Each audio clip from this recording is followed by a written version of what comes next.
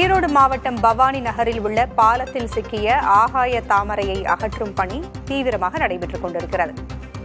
பவானி சாகர் அணை நிரம்பியதை அடுத்து ஆற்றில் 16,000 கன அடி நீர் வெளியேற்றப்பட்டு வருகிறது. மீனவர்கள் பரிசலில் சென்று ஆகாய தாமரையை அகற்றும் பணியில் ஈடுபட்டு வருகிறார்கள்.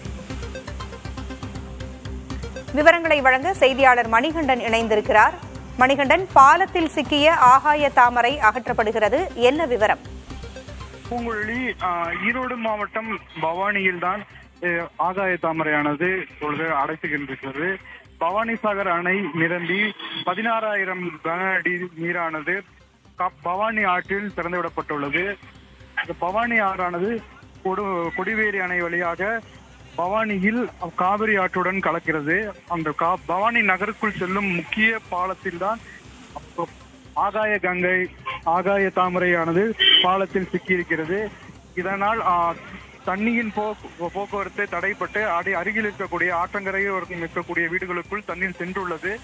தொடர்ந்து பவானி சாகர் அணையின் நீர்பிடிப்பு பகுதிகளில் தொடர்ந்து மழை பெய்து வரும் காரணத்தினால் அணையின் நீர்மட்டம் தொடர்ந்து அதிகரிக்கக்கூடும். மேலும் உபரி நீரானது தொடர்ந்து அதிகமாக வெளியேற்றப்படக்கூடிய சூழல் நிலவு வருகிறது.